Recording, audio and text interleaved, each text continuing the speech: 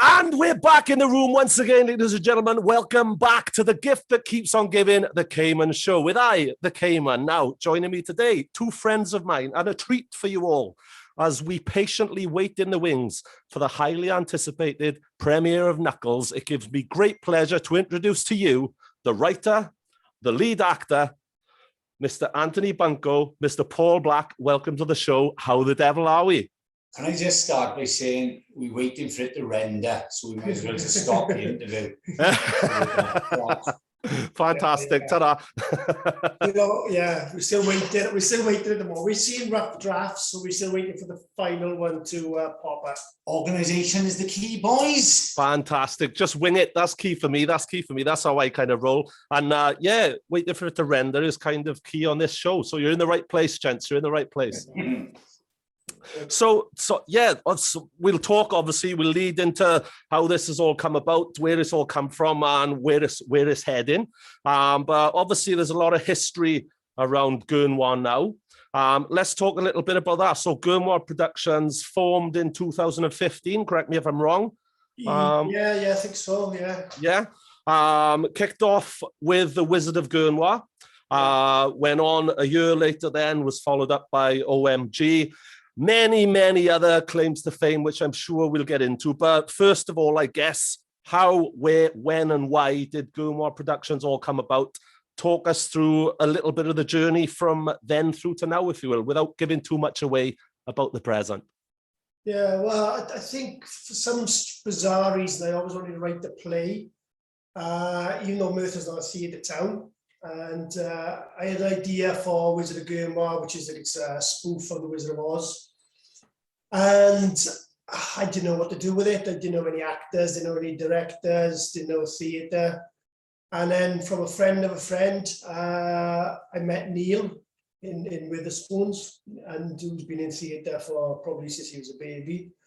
And it just went from there. And within 3 weeks, we got the actors, the theatre, and sold out for 3 nights. Fantastic stuff. Brilliant. Would that have been around the time of Merthyr Rising in 2015? Is that right? Yeah, well, that was the brief, because obviously me and Lynn were doing Merthyr Rising with, what's his name, whatever his name, I can't remember his name now, whatever. And it was a stake in the ground for me, because I've been playing around with this play for about a year, picking it up, putting it down, because Merthyr Rising, I thought, right, this is going to kick the Merthyr Rising off. Perfect. We have to do it within the 3 minutes. Probably if you didn't have the Merthyr Rising, it may never have been done. So it's a perfect platform to launch it, really. It just kept going on and on and on and on, really. So brilliant stuff. So where did you find all the talent and everything? Obviously, well, it was bizarre, because when I met Neil, he said, "Oh, we'll have to audition." I said, "Well, there's no actors in this, huh?" Said, yeah, we'll have to do it. So he sets me up on a Saturday afternoon in Zoa, and people like Emma Hickey turned up, and Phil Griffiths turned up, and it was fantastic. Coffee turned up, and at the time, funny enough, Paul was either working away or something. So I didn't know Neil, so I said to Neil, I said, the one character I've already got set up for Paul, and he said, well, I don't really know Paul. He said, no, we're not doing that. So I said, well, I've told him he's going to be in it now. So then he said, right, I know I got somebody in Blackwood who I'd like to be in it as well. So they were like, what's the word? We just picked them and said, right, you got Paul, and you've got whatever his name was, Ryan or whatever. And that's where he came out. And as soon as he seen Paul, he went, he is good, mind, isn't he? So, well, he would, wouldn't he? I told you. Well, no, the thing is, I mean, I was good because the character George is a complete and utter stoner. Back in those days, I could just walk into the park. So it was good. Method acting at its finest, is it, bro? Yeah, the best of that was, obviously, he was a stoner in that, which is a bit of a 1970s big hairdo and all that type of stuff. And then in the next one, oh my God, he was the devil. And Paul would always turn up dressed as the characters in rehearsals. But people in Ilgeric didn't even know he was in character. He'd go, all right, Paul, how's it going? And he'd be like devil horns on and red face. You know? I come out to rehearsals one night in Zola. I walked down the alleyway between the Express and the Vulcan, two famous pubs was in Merthyr. There was two boys outside having a pint, and I walked around the corner to go back up to my car. And I went, all right, sir. Fantastic. Yeah. Horns up and red faces up. All right, boys. Well, they probably were surprised. I wouldn't be surprised if I saw you dressed like that, Paul. I'll be honest with you. You know, if you said, "Yeah, what's happening? Where you off, man? Where you been? What are you doing? I've shopping here." Well, sorting people out. From me, as you know, you sit in your garden and you write all this nonsense, and then you get people like Paul and Emmerich and Phil and all these people just to take it to a different level with Neil's direction. Just amazing, you know. I mean, I couldn't act to save my life, so I just sat there and watched all this thing going. I think it was just amazing to see it and just hooked me straight away. Because when you write a book, you very rarely will see something read in your book somewhere. When you do a play, that first, I remember the Wizard Gurnwah, that first second, people started laughing. It was like, wow, this is fantastic. Brilliant. Like a rock star, isn't it? You know what I mean? That's it.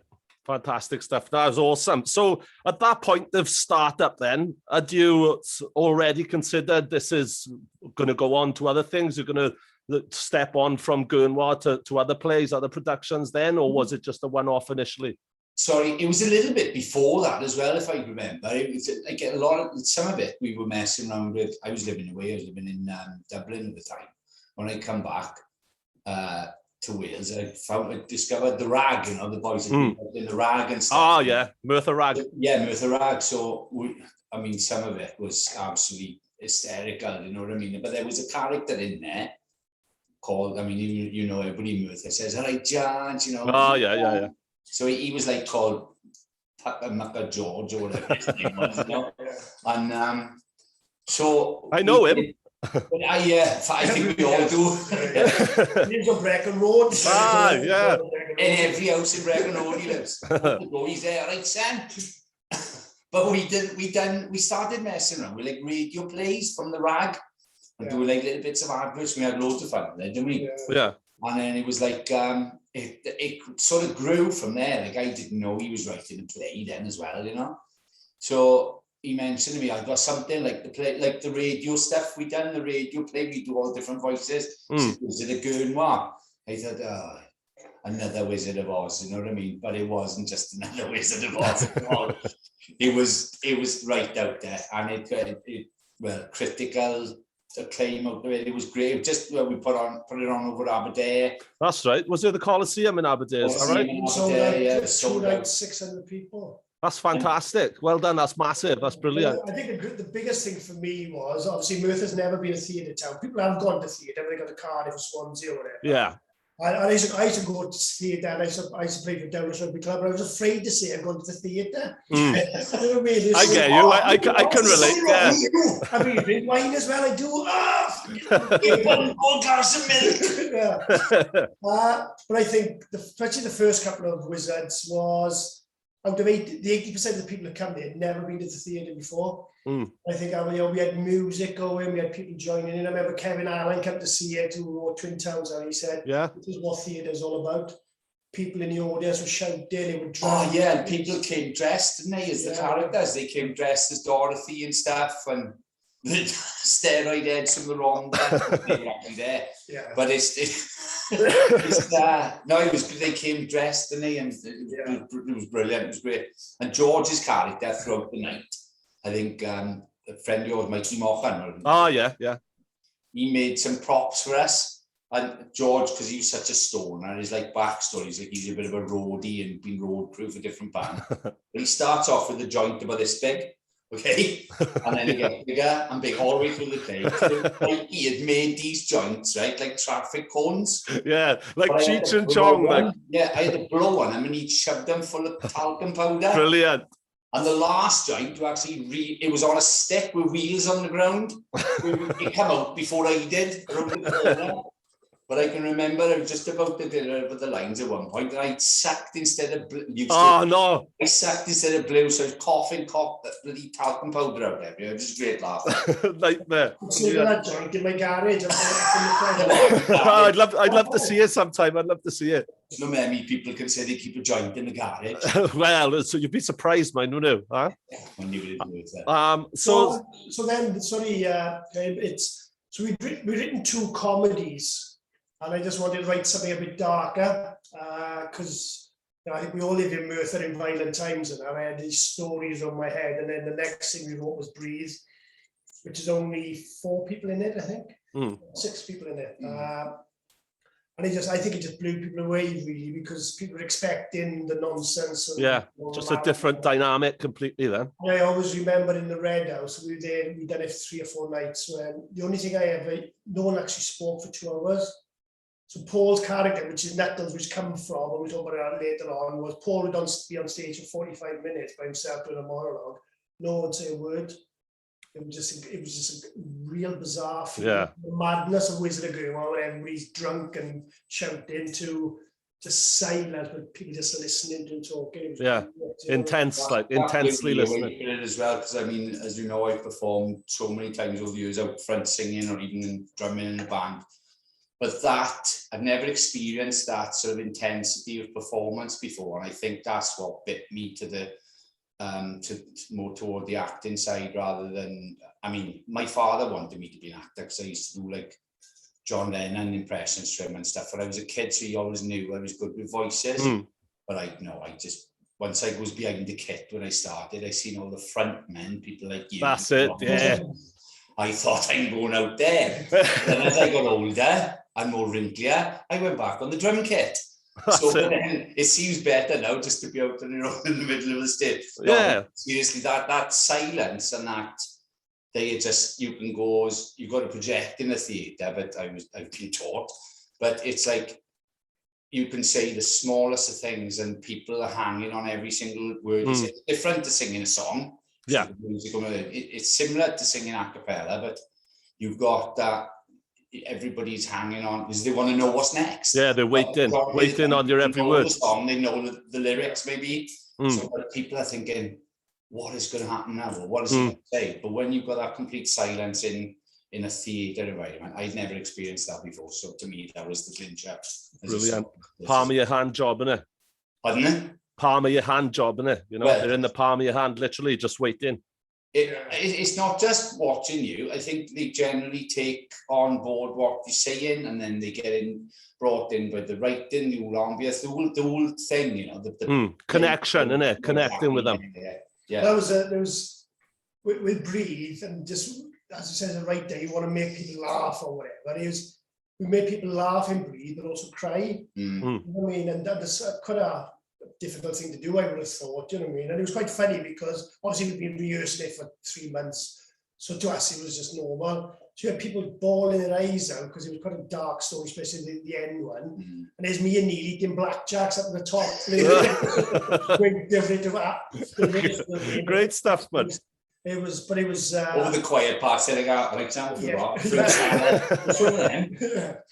What's his bit now? What's his bit? No, this one then. Yeah, as a, you know, you always want to challenge yourself. If you're a songwriter or a singer, right, you want to challenge yourself with different things. And I just wanted something different. And again, I use it sometimes to clear all the shit out of my head. All these stories that go around in my head about stuff in the 70s and 80s.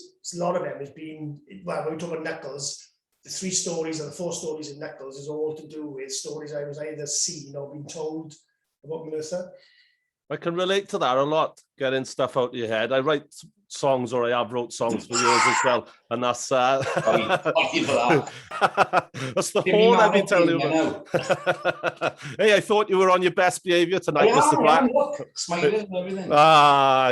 You never are. I totally forgot what I was going to say now, but I can relate to it anyway, yeah, because I write songs and it's just all normally it's like light and shade from my head just coming out onto the paper, and then it's you know, listening to it after and then just hearing it back. It's just like, yeah, it's just nice to do something with that as well, you know. So did you get that from your painting stuff as well? Have you got the similar sort of release from being an artist as well as music?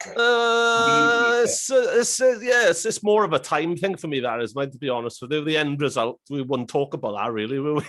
it's more in the doing, you know. Must have been on Loose Women. No, there is that. Hey, not yet, Bunko, not yet. But you know, they'll be waiting in the wings after this, I'm sure. So meanwhile, back in the room anyway, guys. So So obviously it's been a hell of a journey from then up until now. So what are some of the highlights for both yourselves, I guess, throughout the whole journey so far? Keeping the present in the present, however. Well, probably a low life for me, low part of it was, you know, when we had Breathe, me and Paul were meeting nearly every week and talking about doing a film of Breathe. And obviously then what happened with Paul, what happened, you know, with Pearl or whatever, just wiped all of us out completely. Absolutely. And what came out of there then is we wanted to write something for Paul and Gemma. No one in the cast wanted to do something that Paul had been in, so I sat down and within 2 weeks just wrote I could have been an astronaut if it weren't for Malachy Mullins, which is probably one of my best things I've ever written as far as a comedy. And Paul was there on the night with the butterfly and all that. It was just... It was bizarre. It was nobody knew I was there. I was up in the gallery, you know, I'd sneak in. I was in a worse way than what I am now then, you know. It was of course. Very fresh, very early. But it was November time, wasn't it? Yeah. And I'm up in the gallery and there's quite a poignant scene where the teacher is dancing around the class and his desks, you know. He's having a meltdown, basically, the teacher is, played brilliantly by Andrew Lennon, yeah. Oh, yeah. And well, it was bizarre because I'm kneeling down behind the desk because I didn't want to be stood up, and because in Theatre Zoa you've got like side views as well, you know. So if I'd have stood up, if people had looked up at one point, because a one-off piece, but the fun thing about the Gurnwah plays is we interact as much as we can with the audience. Yeah. So there might be somebody sat in the audience delivering just one line and walk away, you know, or they might be at another part of the theatre and shout their line across, you know. So I sort of didn't want to stand up and interfere with that, because then everybody go, oh my God, this is Paul sort of thing, you know. I didn't want to. But when I looked up at this one point, and bearing in mind it was November, just straight above my head, out of the rafters of Theatre Zoa, came this red admiral butterfly. It went down, and as Andrew was delivering his monologue, and it started to circle him, and it was an audible gasp from the crowd. From the audience. Never experienced anything. Yeah, from the audience, they just went, you know, collectively and individually, then going on the room. But he didn't falter. And as his piece went on, he goes into like this little song routine where he sat on the edge of the desk, and the butterfly came down and literally just landed on his head and flapped for a bit, and then went. It was just incredible. I mean, I'm far from a spiritual person, but that was a special moment there, and it was like, it wasn't up until then that I knew I hadn't sung a note, I hadn't written songs. The last person to play drums for was Temple Tudor and my band agent. I remember it. I was there. I was by the side of the stage, yeah. Well, Pearl was in the crowd, look. Yeah. So, and that's the last time I played my drum kit. And then once I seen that butterfly, a couple of weeks later, I went out and thanked the crowd. Nobody could believe I was there, and the amazing generosity and the fantastic people of Merthyr, they stood up, didn't they, standing ovation. It was a moment, you know. I'm like one of these people, you say what you like about Merthyr, just can say to me, you know, sorry. Yeah. Don't say. Ah, sorry, we can do that. We can have them. That from that moment, I just thought, and the first thing I could think of saying was, it was such a moving moment that I just said, I always knew she'd be a star, you know. Because it was literally like she arrived in the play, and that was absolutely awesome. And off she went. It was just, so a couple of weeks later, I dwelled on that, and I just thought I don't take signs, but if there is any, that's certainly it. To sort of get my ass back in gear and get creative again, you know, which is, I think that's when we contacted me, and yeah, well, Paul phoned me up. We just said we had met for a while for coffee, and he phoned me up and we met, and he said, I want to get back in, you know, back on the saddle. Can you write me something? And he said, I'm not in the mood for comedy at this point in life for reasons. So we talked about Breathe and the character in Breathe, and we said about expanding that because it went so well, and it just went from there. And so we changed it to Knuckles, and rest will be shown on Thursday and Friday. Excellent stuff. Well, that leads us on to the now then. So let's talk a bit about Knuckles. So just to put the emphasis on the point there, this isn't the first time that people may have seen the character Knuckles, Victor the Knuckles Norman. Let's just emphasize the point. Where will they've seen him before? Where's he been? And then let's talk a bit about his backstory. In Breathe, I had these, excuse me, I had 3 stories, and I said to Neil, I said, like, I got 3 stories in theatre. Can I do like a 20-minute, 20, and then have a break, 20-minute, and have a break? And he said, no, I can't work like that. You need a link. Got an idea then of having 3 people in a waiting room. And you think it's a waiting room, but it's really purgatory to decide if you're going to go to heaven or hell. And one of the characters was this guy called Thug Man. Yeah, just Thug Man. Which turned into Knuckles. The other one was this boy who had broken into somebody's house, and the other one was a small baby. And that's where the story come from, really. And like I said, we just built on it from there. It was such an intense character, and like I said, there was a big monologue piece in the part of the play, and we just spoke about developing him and what an interesting dude he must have been, and what the sort of things and how he would have gone off and how he developed, how he decided he wanted to take his victims, who was employing him to take his victims. Because I mean, essentially, he's just. Hence the name Thug Man. He was just a no good bollocks, basically. He was just out to. He was a football hooligan. He's a hooligan. He loved his Cardiff City and all that. So it's how we were going to get him from there to be a cold, calculated killer, really. So and then we were going to do the play again. So we started to add stuff to the play to make it like an hour-long play. And then COVID. It was, again, go back for me, it's nice to see Paul was coming back into it. And yeah, definitely. And then COVID just wiped the feet back off everybody again. I remember it being a great time. It was like, felt like we were moving forward, and especially it was integral, really, to my my healing. I was getting intense therapy at times because I found in it with acting, it is that complete escapism. I mean, trying to be. Basically, you being somebody else. So absolutely, yeah, I can relate to get into their thought process. So, and any thought process other than my direct one sometimes is a good thought. Somebody else's thought process is a good place to be other than my one, because it's just filled with horror most days. But it's he was so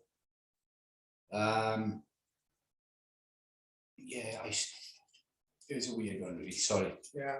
No, good man. All good. It'd be great to be in the room with him and Neil, because Neil adds a lot to the theatre land, which is good. When I first ever met Neil, I was that side of the world. He was that side of the world, and we just fetch each other in and out. He's probably worse than me now for adding wild jokes to things. But it was great, and then obviously COVID come, and we had sold out a couple of nights in the Red House or whatever. Then when COVID started to relax, we said, but we still didn't have a theatre. Right. So what we said then is, what about filming it? And we were going to film it down in, it was that company was down by the Mormon church. We were going to film it as a stage piece.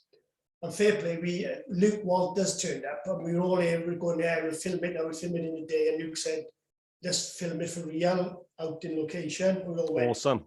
Ooh, yeah, something different. There's a different sort of sizzle to the steak, then, isn't it? Yeah. Yeah, and it's because of COVID as well. We're like, oh, we can't do it. And as we were talking, and we were sitting down in Lynn's office, and I was looking at I can't believe it's not Buffalo's pub opposite myself. Oh yeah, we can film it. It will look good. Fair play to Luke. He's the one that challenged us for that, isn't he? Yeah. And. Yeah, it was like once it was a massive letdown, because it was like sold out for May the 15th, and we thought, right, we had to cancel. There was a big cancel due to COVID and lockdown banner over it, and it was like I struggled then mentally, personally, because I've been on such a sort of transition of getting well or trying to get well through the acting and the play.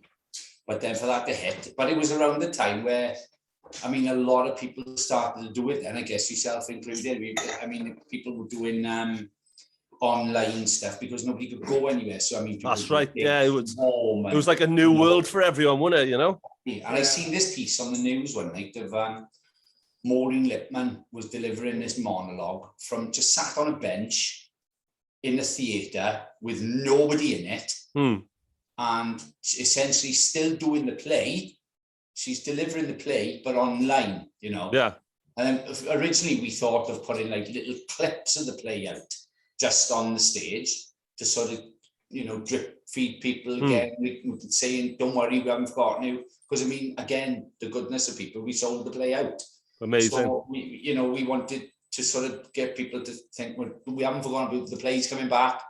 But then as Anthony just said, Luke said, well, why don't we just film it all? So we had locations manager, and I mean, basically the locations wrote themselves because they're already in the play, you know. Yeah.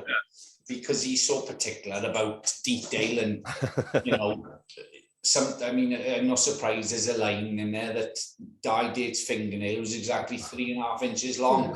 You know what I mean? Detail some of those things. Like, brilliant. So the locations are pretty much there, you know. So where are we looking at for locations? Clapham Common. Where were we, sorry? We used Thomastown Park for Clapham Common, so I mean, all right. We picked up there for Clapham. Yeah. What are the locations? We filmed in Common Theatre, which is fantastic. Oh, yeah, they were amazing. The Anchor, the Aberglace, yeah. Yeah, around town itself. Where else? Yeah, so apart from the theatre scenes, which is because we didn't have that facility in Merthyr. It's shot and it's born and bred at home then, basically, you know. But the only place we shot different in Merthyr was Common, who were amazing. They like our sisters over there, didn't they? Awesome. Yeah, it's just up the hill, isn't it? Just up the hill and on the right. Yeah, I had to think, man. I had to think. I was born in Abercrombie, mine, so I can say. Was you? Oh, never mind. Nah, nothing wrong with Abercrombie. So we've talked about the locations. What about time then? How long did it take you to go from like the first shot to the last shot in terms of filming? Yeah, it took us about 3 weekends, didn't we? Period of 3 weekends, so 6 days. Yeah, yeah. That's good going. Very rushed schedule it was, and you know, a very limited budget. Again, I'll go on about the people from Merthyr again. We had to do just funding, just give in, yeah. Fund me page and or GoFundMe, was it GoFundMe? Something like that, yeah, that's right. Yeah, the people that just they gave and all, like the sponsors come through, and it's so, you know, these things aren't. I think it's amazing sometimes that people give £200 but don't even give their names. Yeah, I know, amazing. Some people do it to say I give it, but some people just do it and just. Well, that's it. Yet Merthyr still gets a bad rap. Go do the maths, you know. Yeah. So I on that, I'd like to thank everybody personally for donating and who, you know, spent their hard-earned cash. Cash is a lot harder to come by these days after everything has gone on, but spending their money to go and see the tickets for the play and stuff. So it's more than appreciated, honestly.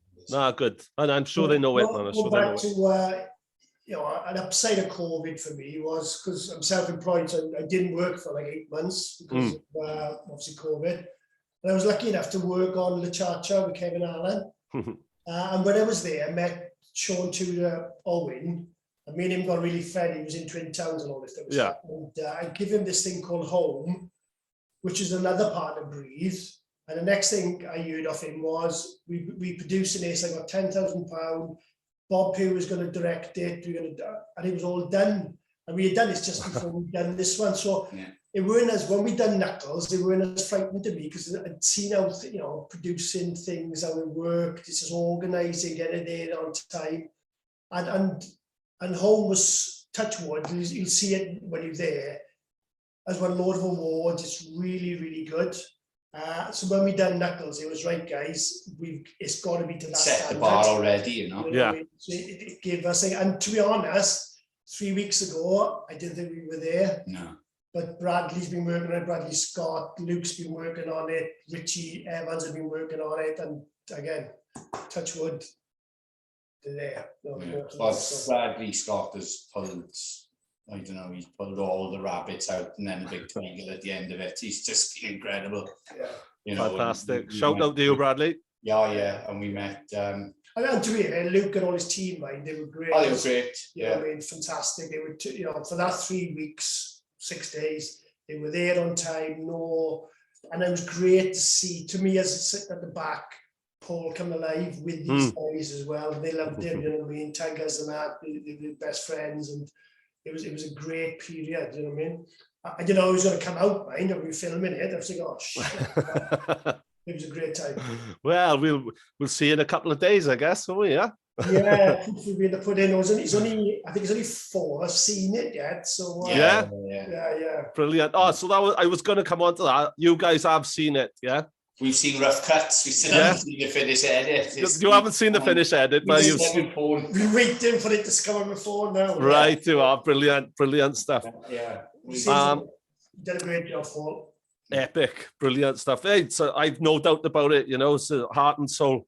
But so before we start wrapping up, then can we talk for those who are completely possible? Let's just say they've not seen anything of Knuckles in the past. All right. So can we just talk about what they can expect from the film, what they can expect from the character, without giving too much of the game away? No spoilers, if you will. But why should they buy a ticket, basically?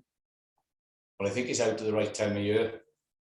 We're lucky we've got it sorted because it's a horror basically set, it's for Halloween and stuff. So it's an unsettling watch, but unlike Breathe, we put a bit more backstory to it. Yeah, you know what I mean, and why this guy has turned out as he did, really, and.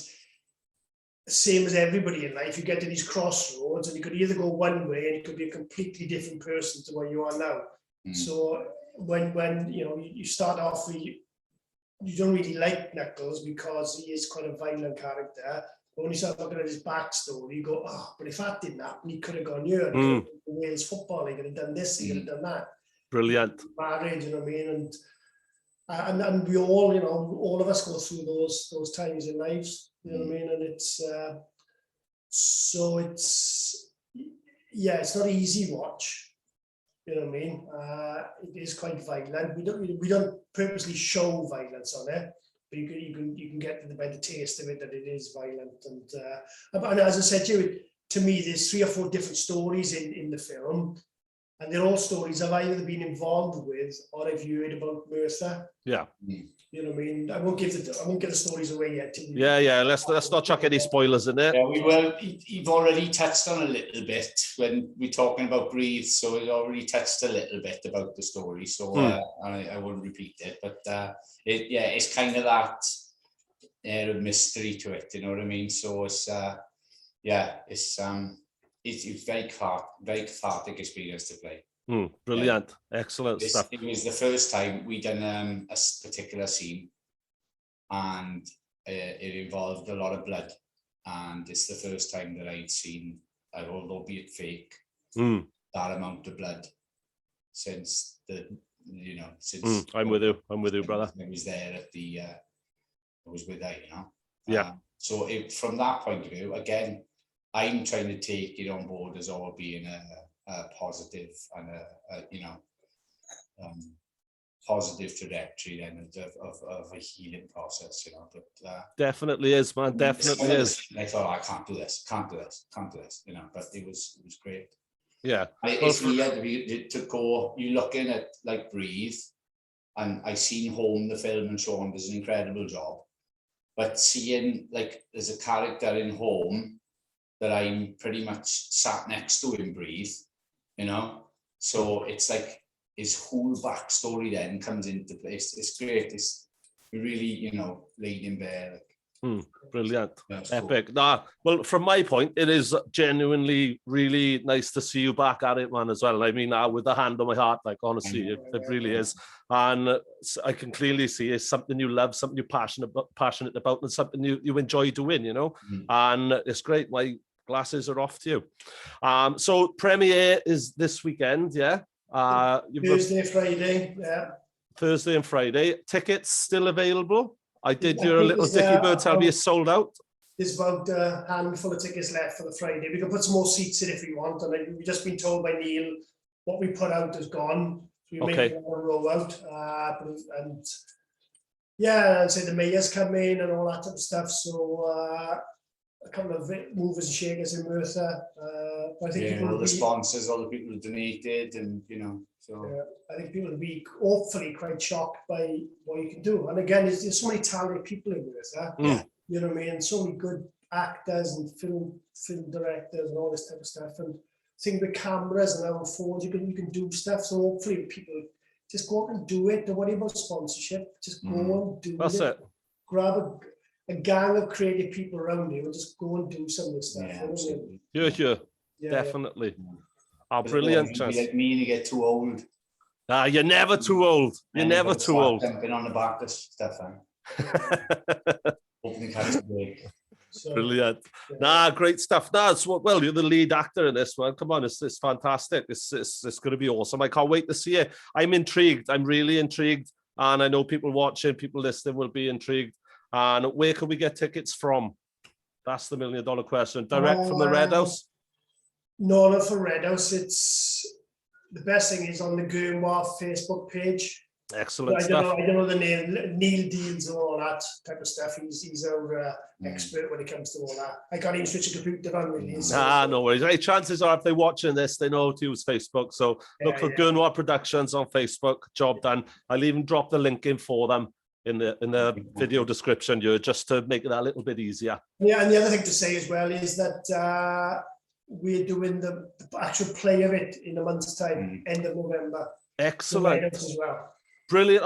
That's in the Red House as well. Yeah, a lot of people have bought tickets already, but there should be a lot of tickets available as well. So hopefully, touch wood, by the weekend, we can start to announce the play as well then.